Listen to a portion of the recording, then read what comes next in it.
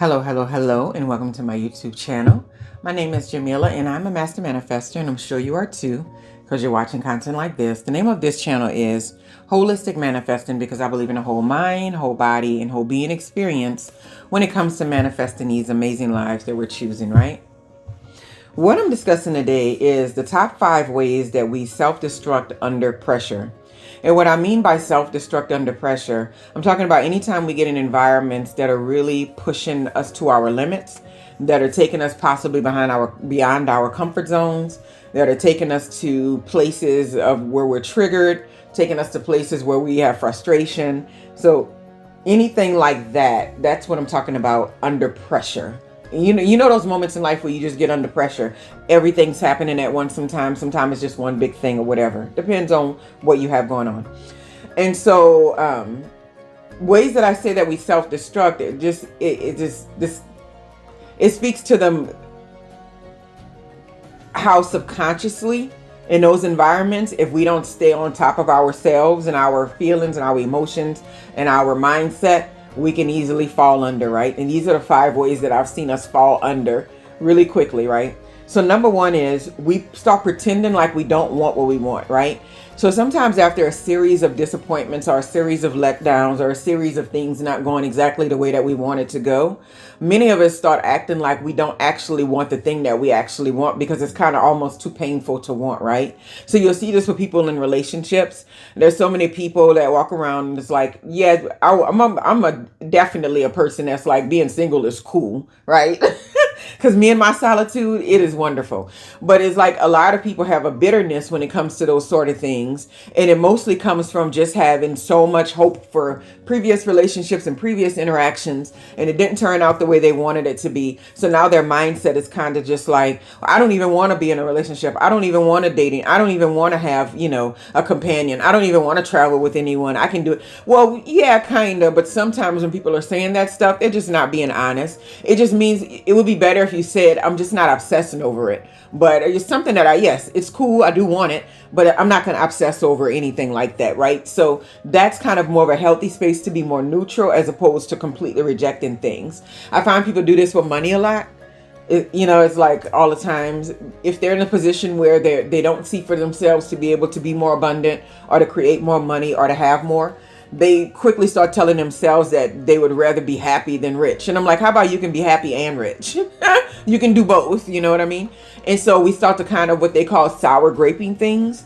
And what that does is send a terrible message to the universe. It says, hey, I'm having mixed energy on this particular thing. So we're like making it come to us and then further away, come to us and then further away, because our energy is way too mixed on it. We're not being honest about what we truly desire. Even after the letdowns and disappointments, we still have to be honest about it, right? It's like self-sabotage in a sense. Number 2 is we hate on others to some degree when we get under pressure. It's really just bad energy, and we might disguise it as other things, but I've even done it when I feel really frustrated or somebody's really bothering me. Instead of like going within sometimes and trying to figure out how do I get beyond these feelings, how do I work past this, I get into this real sunken place sometimes where I just start ripping the person apart. I'm like, and then they do this, they do that, they do that, and it doesn't really help anything, right? And then sometimes it's like, when people are under pressure and they feel like they're not going to want to get what they want out of life, that's another way I've seen it. They start hating on other people's success big time.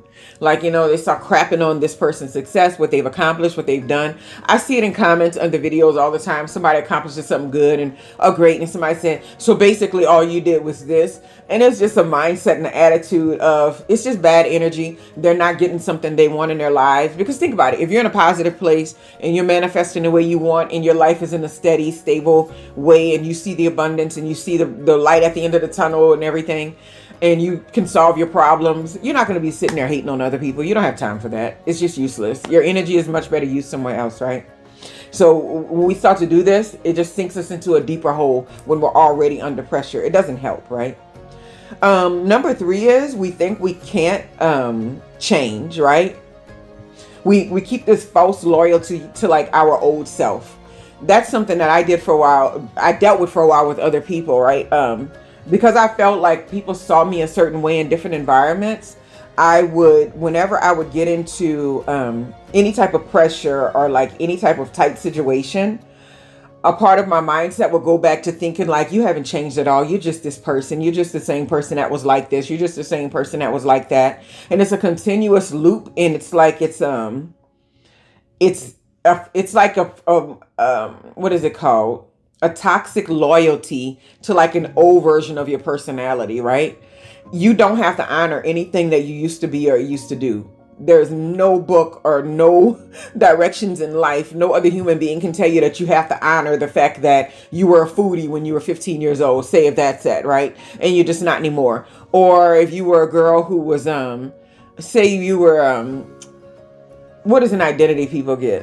Oh, something that people, okay, because I was watching videos on this, and this happens a lot in trans communities when people transition when they're like young and teens, and then by the time they're like 20 sometimes, they transition back into their original gender.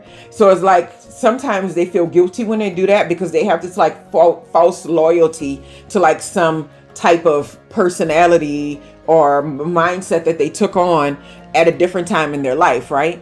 And so we self-destruct when we do that because we hold ourselves to some ridiculous standard that most other people are not even holding themselves to, right? So just keep that in mind. Don't hold on to those aspects of who you are. When it's time to change it and you're ready to change it, be okay with changing it. And when we get under pressure, we see those old pieces of who we are come out sometimes, but don't let it get the best of you. Still continue to work on it. And then number 4 is going to be, we let our negative thoughts get the best of us. Right? Like you're the only one that is investing in those thoughts. And I think a lot of people don't really get that. Like if we have negative thoughts about ourselves, say you have negative thoughts about your body image or the way you look or the way you talk or the way, the way you speak or the way that you walk or whatever it is, you have this negative self-image of these things and your mind can start attacking you. I know I listen to Muji sometimes, if you ever know, he's a spiritual leader, but he talks about mind attacks. And it's a very good conversation because there are those moments there where we're good. Everything's good. Everything's fine. And like somebody will do something, there's a moment and we'll get that trigger. And then our mind will start just attacking us and everything is not good enough. And everything is awful. And everything is the end of the world for like 5 minutes, and if you let it go further, it can be for a longer period of time, right? I'm a strong believer of that's what depression is. When you have a mind attack that doesn't let up and it just stays for an extended period of time. And it's like hovering over you and you can't get out of the mind attack. So you just have to keep that in mind. Under pressure, it's so easy to feel like everything is going to keep falling apart. It's like this isn't working, that isn't working. And so the next thought is that it's just going to keep getting worse and worse. But I find that if you want the opposite outcome, keep the hope. It's okay to be hopeful even when it looks terrible. And it may make you feel foolish, but it's a better place to be in than completely digging a deeper and deeper negative hole for yourself by allowing your negative thoughts to completely take over your mindset, right? Because it just turns you into a bitter person. That's where bitterness comes from. Long term, not getting what you want, sour graping things that you really want, hating on other people because they have things that you want, holding on to aspects of who you are that are not necessary for where you're trying to go. And after a while, it just makes you completely bitter, right? And then number 5 is another thing that we do under pressure is abandon ourselves, and we abandon our self-care for the most part. Now, this is something very physical and tangible. I find that when we're under pressure, we stop caring about so much the way that we're presenting, the way that we're looking. I've done it too. When I've had days where I'm just like, I'm like, this is a bad day. And I try not to do that. Call it a whole day. I'll say a rough morning or a rough afternoon or a rough couple of hours or whatever.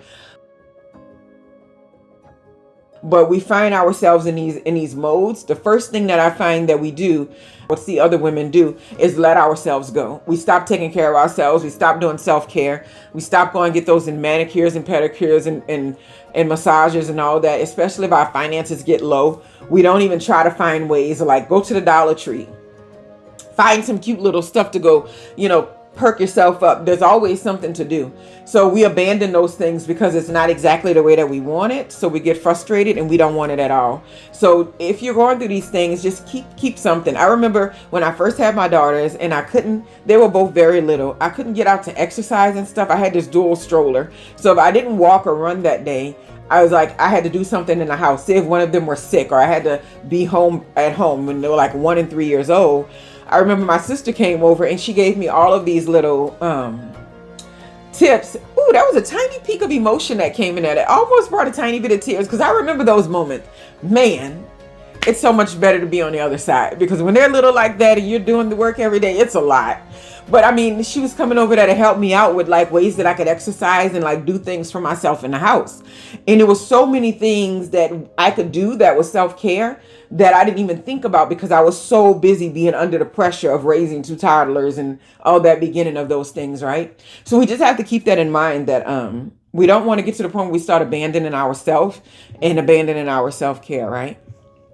Anyway, so these are the top 5 ways that I've seen people self-destruct or self-sabotage or abandon themselves under pressure. And just keep your attention on those areas when you're having rough moments, because then you can avoid the pitfalls of going deeper and deeper into negative energy and then creating more of what you don't want to actually receive, right? Anyway, I hope you all are having a wonderful, wonderful day. And until next time, keep manifesting your magic. Have a wonderful, wonderful day.